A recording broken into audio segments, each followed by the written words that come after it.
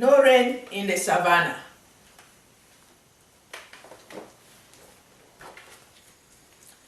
A brief synopsis of this story. There are many types of frogs and bullfrogs in West Africa. There is one type common in Igboland during the rainy seasons and hardly seen or heard during the summers or heat of the day.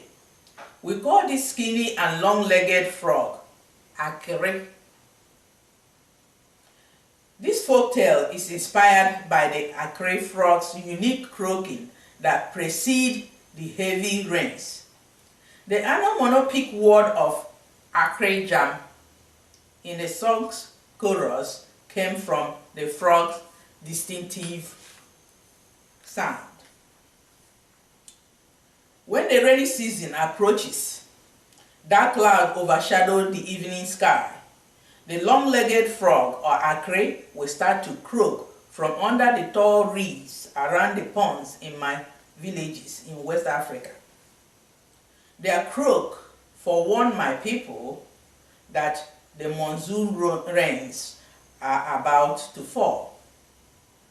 So when the AKIRI starts ribbiting, the villagers would quickly move their things inside so they would not be drenched by the rain. In the south and southeastern Nigeria, the rain falls in torrents, and rain will drench anything one leaves outside unprotected.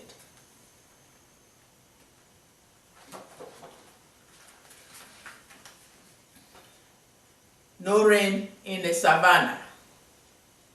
A very long time ago, the African savannah suffered from a severe drought. Rain was scarce in the African savannah forest for at least 5 years. Animals of the African savannah had not experienced such dryness before. There was hardly any rainfall the first through the 4th year of the drought. Many green trees and bushes of the African savannah forest started to turn brown and die. But the worst of all was, every evening the heavens darkened and the animals of the savannah would look up to the sky with anticipation. The animals hoped that the grumpy sky would let loose its rain and cool down the burning heat. Instead, the heavens rumbled and grumbled, and the lightning would split the dark night sky, scaring the animals from their sleep. The animals of savannah forest could hardly find any food to eat by the 4th and the 5th years of the drought. The lightning had set fires on the dry grubble bushes and skeletal trees left in the savannah forest. This fire also chased and scattered the animals from their homes. The few green blades of grass and tree leaves left in the savannah were in danger of total destruction by the fires the lightning had set.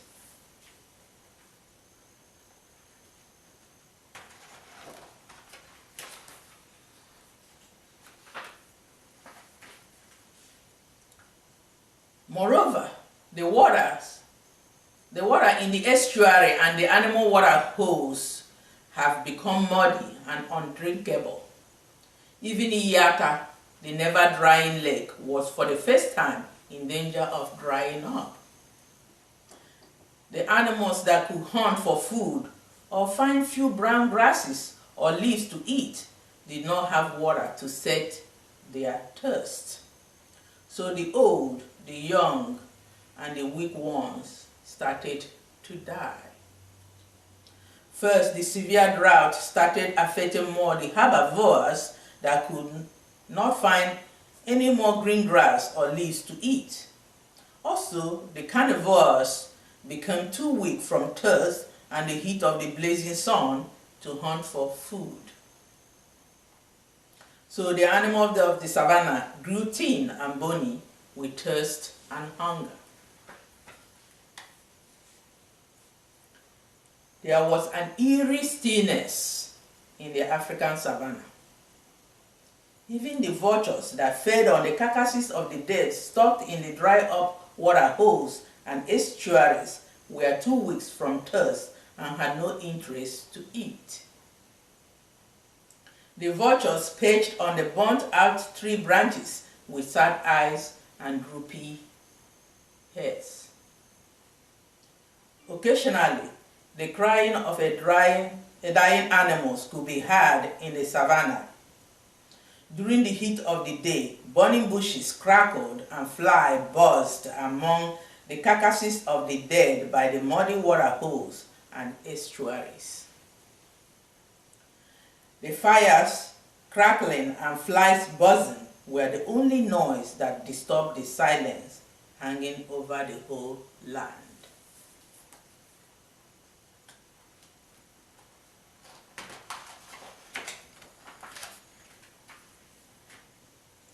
The hot dry wind silently blew the dead leaves across the savannah like ghost sweepers.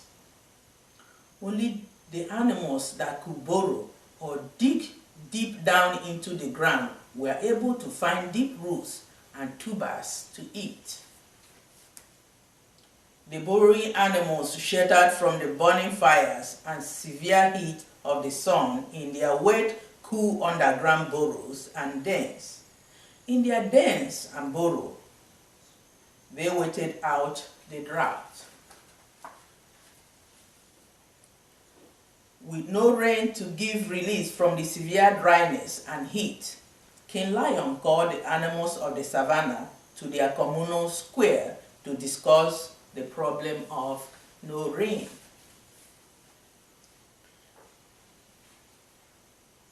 The animals gathered at their common square and King Lion addressed them. Animals of the savannah, listen. For almost 5 years, we have had no rain. Every evening the cloud overshadowed the land, but no rain comes.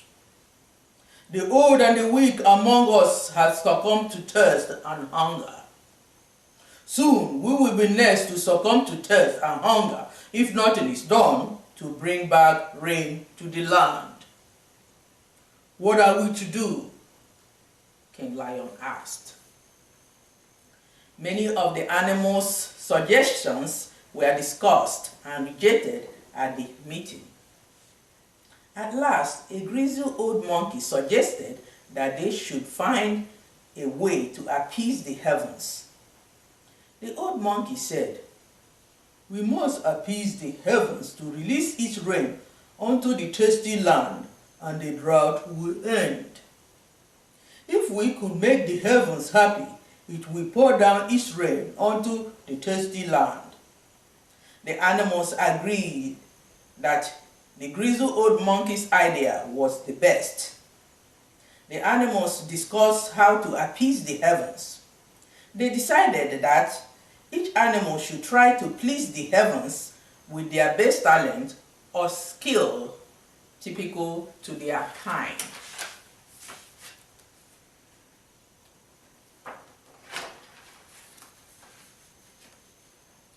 King Lion and his pride went first.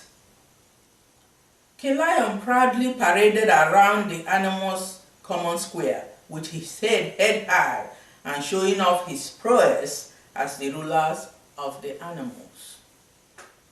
King Lion roared with his loudest voice for heaven to let its rain fall down. Roar! Roar! And the heavens roared and thundered back at him, and no rain fell. The animals thought that King Lion was too commanding, and that's why the heavens did not give them rain. The grizzled old monkey sat on a tree stump and tried next. He chattered and gibbered. The old monkey droned and waved. He groveled and clapped his hands. The heaven grumbled and lightning split the dark sky, but no rain came.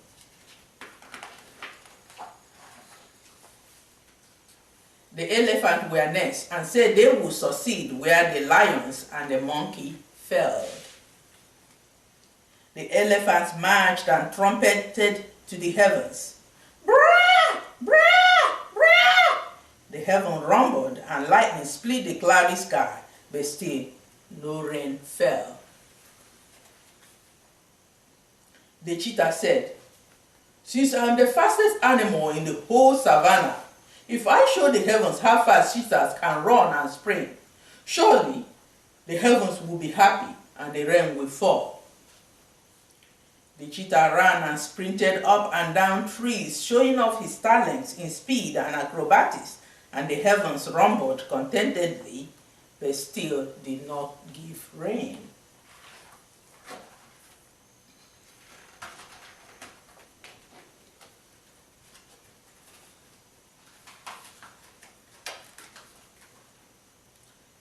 The hyena said they would be next. The hyena laughed and screamed, "Ha ha ha ha!" to appease the sky, but the heavens were not pleased. Instead, the heaven thundered angrily and lightning split the dark sky, and no rain fell. The sky turned such angry shade that the other animals decided that the heavens did not like the hyena's harsh voice. The jackals said, "The heavens did not like our cousins, the hyenas, laughing at them.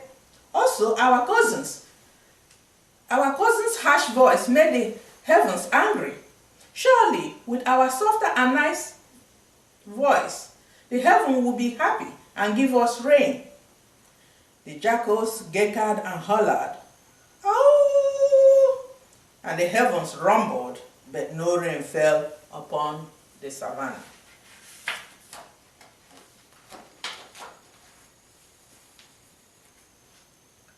The golden gazelle said they would succeed where the other animals failed.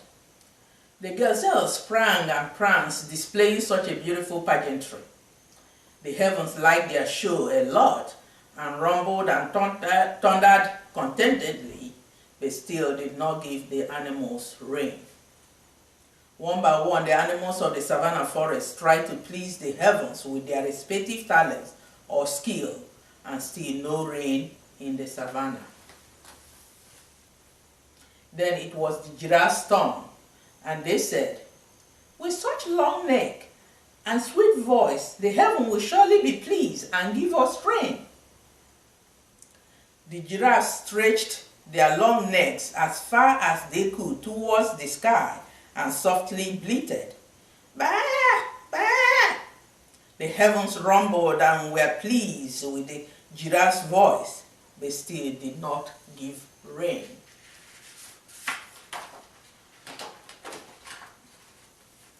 The hawks came next and said that they are birds of the air and the sky, so they would fly up to the gate of the heaven and sing, "Surely the heavens will be happy to give us rain after hearing our song nearer and clearer," the hawk thought. The hawk flew up into the sky near the darkened clouds and displayed their aerial pageantry. The hawks swooped in and out of the clouds and cawed, "Eager, eager, eager." The hawks spread wide their feathers and showed off their elegant wings, and the heavens liked their aerial show, but still did not let rain fall on the savannah. King Lion tried to dismiss the animals from their common square. King Lion said, "I thank you for answering my call and coming together quickly to our common square to discuss the problem of no rain. As it seems, we have all given our best, but still the heavens are not pleased and refuse to give us rain. You are dismissed from here to go your own ways and prepare for the end as you see fit."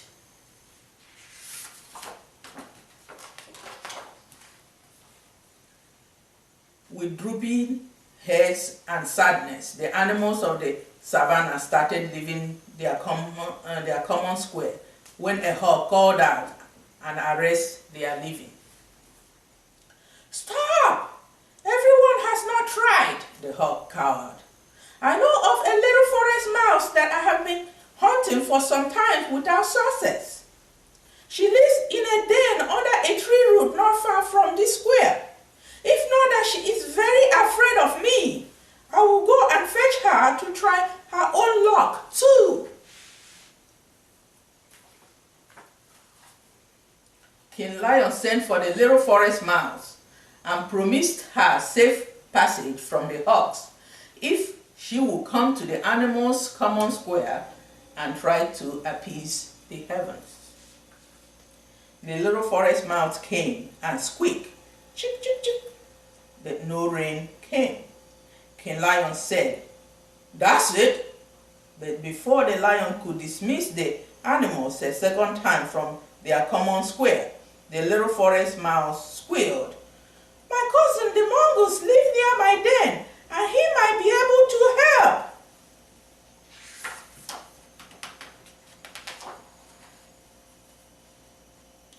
The little forest mouse ran off to fetch the mongoose from his burrow, but the mongoose would not be bothered. The mongoose was too busy stealing and eating both eggs, so he said to the little forest mouse, "Go ask our cousin the meerkat. He lives even deeper under the earth than I do. I'm sure he will go with you to sing to the heavens." So the little forest mouse went deeper under the earth to bring the meerkat from the burrow.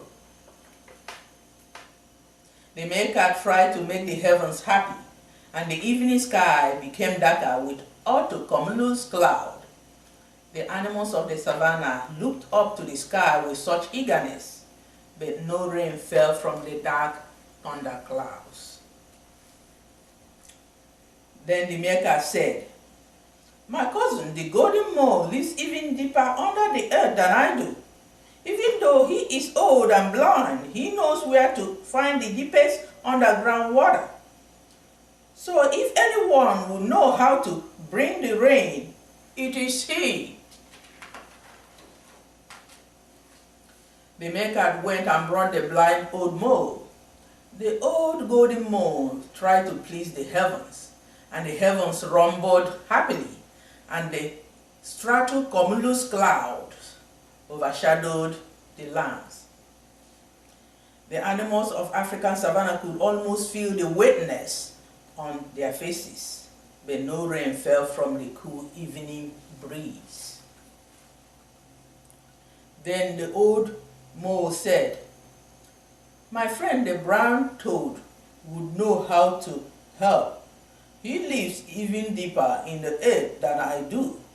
Also, he is the one that leads me to the underground water hole." The golden mole brought his friend, the brown toad.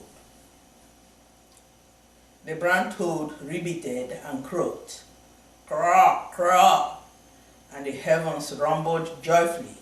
The evening sky rolled with the darkest nimbostratus clouds the animals had ever seen. A few drizzled, fell, but stopped, and the heavy rain still did not come.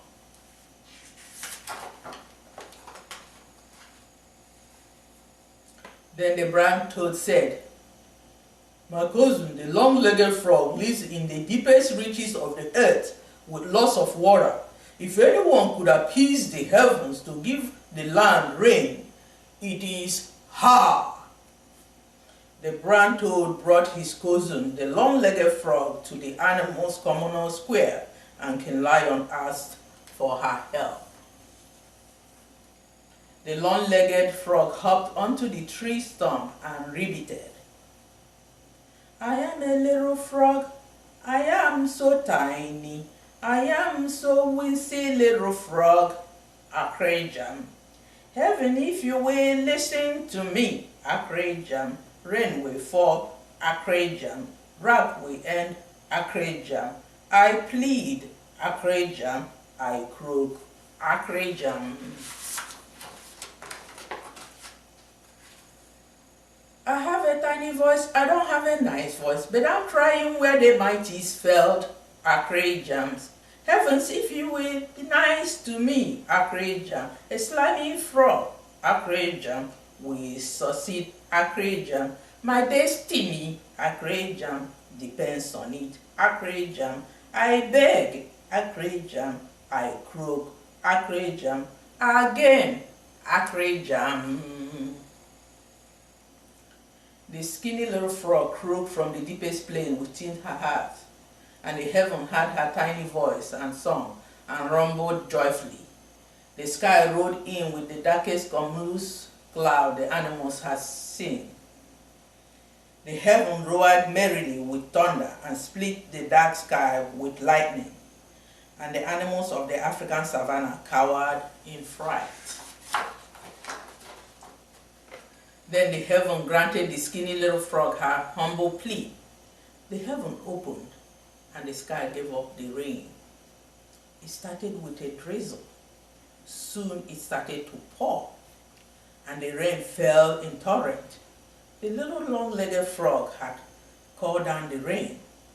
It rained so hard on the African savannah, and the land rejoiced.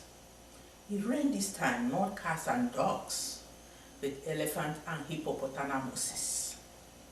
It rained a lot until all the animals' water holes and estuaries filled up, and the rainy season started. It rained so much that all the animals, small and great, drank and quenched their thirst. The animals drank until they were sated. The flood washed away the smell of smoke and rot from the savannah, and the long drought ended. A new beginning and the circle of life continued for the animals of the African savannah forest.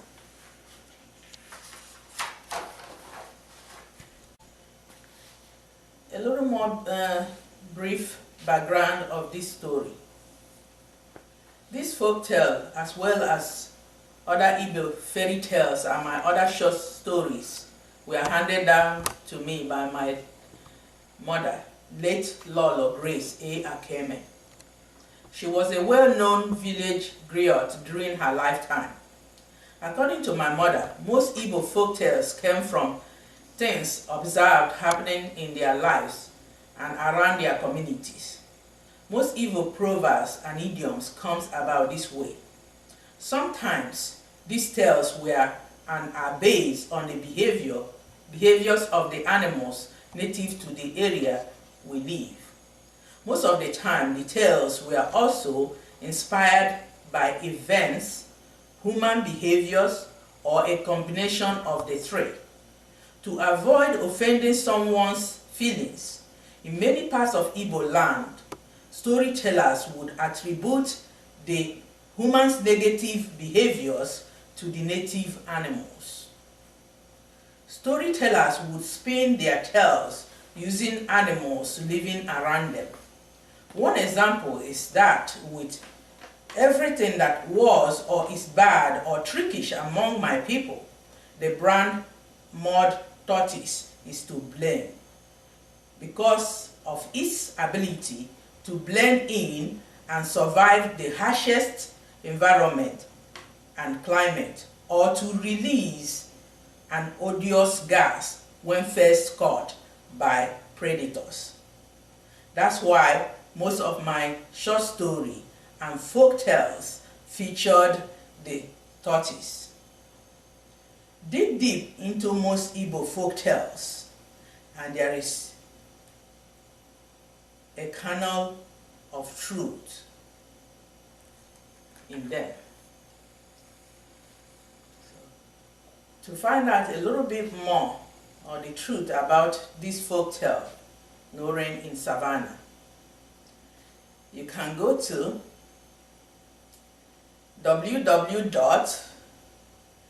en.wiki/Sahel_drought. Thank you for taking time to listen to me.